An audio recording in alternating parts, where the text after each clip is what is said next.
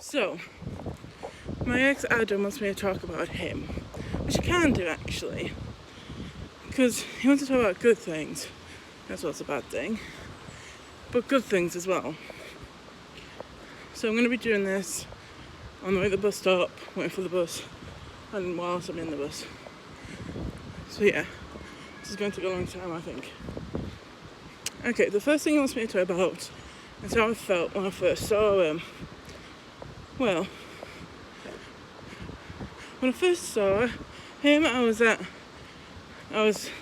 thinking about joining anything at this bit because I was bored at home.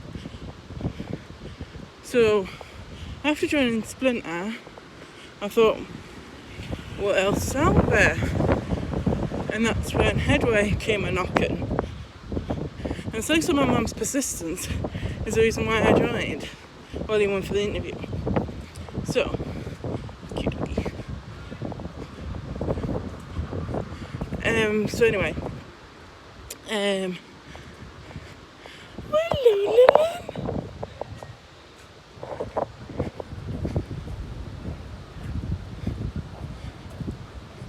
So anyway. So I got distracted.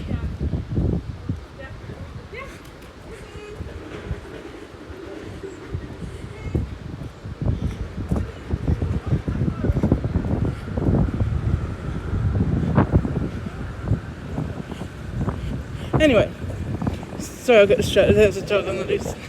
Yeah, I get distracted easily. So yeah.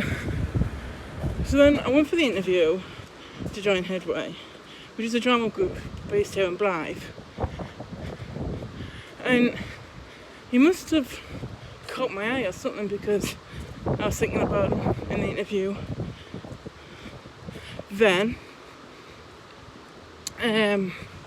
I went for the 2 tests of Thursdays, because they were Thursdays. And from that game of Prisoner vs. God, whatever you want to call it, I liked him. Because I said, you, Blondie. And he kept wanting to go to my prison as well. So I knew the feeling was mutual. So I was like,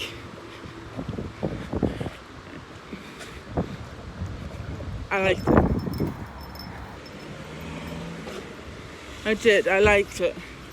But the feeling was mutual. Because of that thing he said about certainly remember you by when I scratched his cheek. That's how I knew it was mutual. So anyway, so then I didn't know if I was going to see him after that, but Headway was contacting my support. I was trying to contact my support. No. Headway was contacting me to contact my support to get me to go because they really wanted me to join. And I'm like, I really want to join as well, but I was in between support at the time, so I didn't know who to call. So then it finally got to the point where Head was saying to me, God's sake, fine, we found some money in the budget for you to go 2 times a week for 3 months. I was like, that's good. So then I do. I go 2 times a week, which they paid for. Then, when that was reaching its end, I finally got in contact with my support, we got in contact with Headway, and they made it work. And I continued going.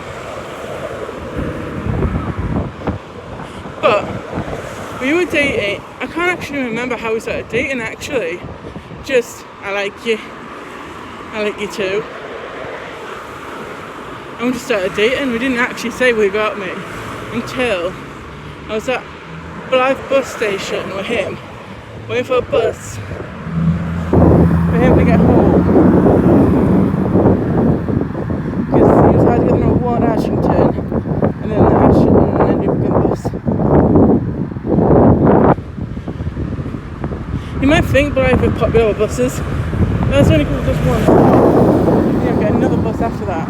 It's annoying. But anyway, as we were waiting for his bus, I said, "Well, you do know you haven't officially asked me out yet." I said, "Oh yeah." And she says, "Well, since will you go out with me?" I said, "Obviously. Thank you for finally asking." It was cute though. So yeah, we were officially going out less than a year. Unofficially, about a year. So yeah, that's what I thought when I first saw him. It was, damn, he looks sexy and gorgeous. And he's fit. I could easily go out with him. So that's what I was thinking when I first saw him.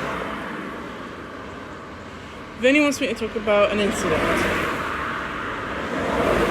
I'm trying to keep this PG, so be careful. So, where I was living, you had to have your own time slot to wash your own clothes. And the way we went about putting the laundry room is basically I would have moved it if I could. I made an extension to the garden and have that as a laundry room. Because where they had it was right next door to some people's houses. So those houses are going to get noisy because of the washing machine. So they didn't just have one washing machine there. They had like two washing... Actually, I think they had 2 or 3 wash machines and 2 and 3 dryers. So if I don't know anything about dryers and wash machines going at the same time, that's going to be loud. So the way they set it up was really bad. But anyway, I had to do some washing. And Adam was staying over anyway. So you know what, kill 2 birds with 1 stone. So I decided to do some washing. So we went into the laundry room. I thought Adam had put a chair, that's what I'm thinking of, chair against the door. So if anyone did come in, we'd hear it. And we also had music on it as well. But it got hot in there, like temperature hot as well as hot. How could he not? He's so goddamn sexy. Still is, mind. Still is.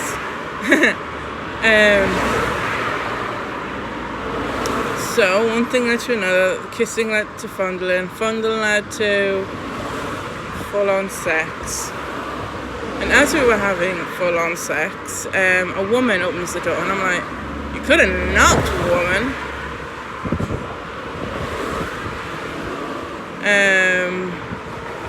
And we were embarrassed. She was embarrassed. She was embarrassed for seeing it. I was embarrassed for actually being seen. And so was Adam. We finished up what we were doing. We got dressed because she had left already. And I had to do something which I really don't really agree with, but what the hell. I had to apologise to her, even though she should be apologising to me. Because she's the one who interrupted us. I know it's a public one, and that's just the sign of their place. I think they should have moved the laundry room, completely honest. But yeah, and then I was on my another warning. This was my second warning, because the first one was because of the noise. I was on my second warning at this point. Honestly, I am glad I got away from that place. It was not welcoming at all. Anywho,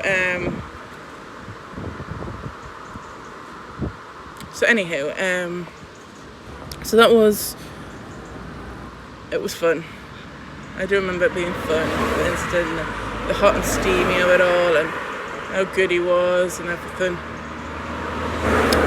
And that's what I'm going to say. And that's going to keep this PG, because he doesn't want me using vulgar language. What else? Oh yeah, he also wants to talk about the breakup. So I'm going to go through the breakup. Because it all started with the meeting. I went into the meeting thinking Bernadette's only going to say you're going to have to go back to dating. She didn't actually say that. That's what I thought she was going to say, that we're going to have to go back to dating. So that's what I was feeling. That's what I thought she was going to say. But what she did say blindsided me and my mum completely. basically, if I wanted to see Adam again, I had to wait 3 months. And if I wanted a future with Adam, I'd have to wait 10 years. Basically, think of it this way. You're seeing your boyfriend, who you thought was your fiancé, 2 days a week, and those 2 days he's actually staying over. It's just a phone call. Like that. Nah, not gonna happen. Definitely not gonna happen. But I do understand where Bennett's coming down with some of the conversation. That she's only looking out for Adam at the time. Still is, actually. She's only looking out for Adam. So I can understand where she's coming from.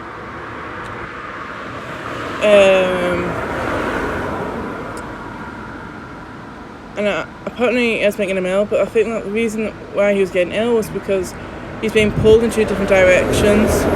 He was saying yes to me to make me happy, and say yes to Bernadette to make her happy. But thinking about it, I think he was saying yes to both of us, but that's not what he really wanted. Because what we wanted was to be more independent, to live away from Bernadette and Patrick. But in the end, I don't think that's what he wanted, and we weren't listening until he had that outburst at our door.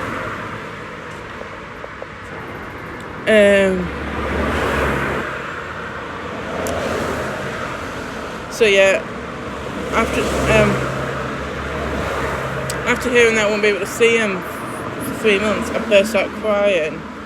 He came over to me and hugged me and gave me a note just before I left, which I've now binned. I don't think Kim wanted me to keep anything that Adam had written.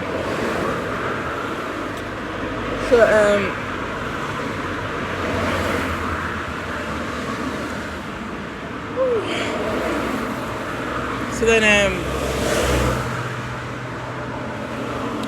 I left, and we spent the whole way back to mine talking, and then we talked more when we got to mine.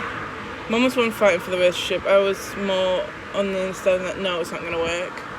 Because it's his anger and the drinking, but more importantly, they're not being able to see him.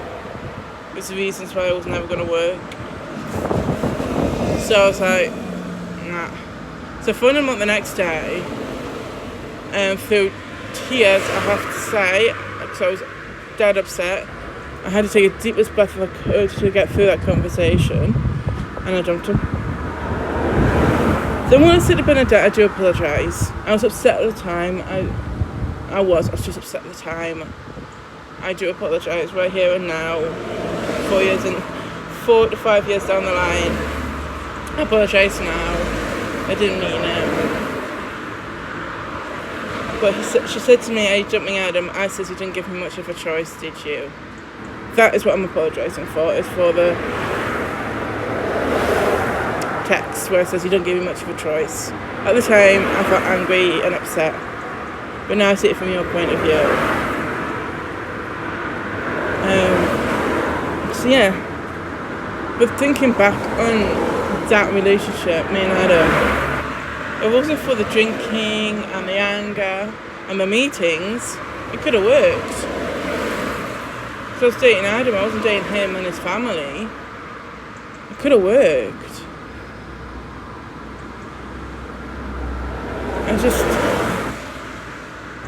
I'm glad it got me thinking about him instead of Kieran all the time. So yeah, it got me thinking about the differences. And I'm gonna have to go now because my bus is here. So yeah, laters.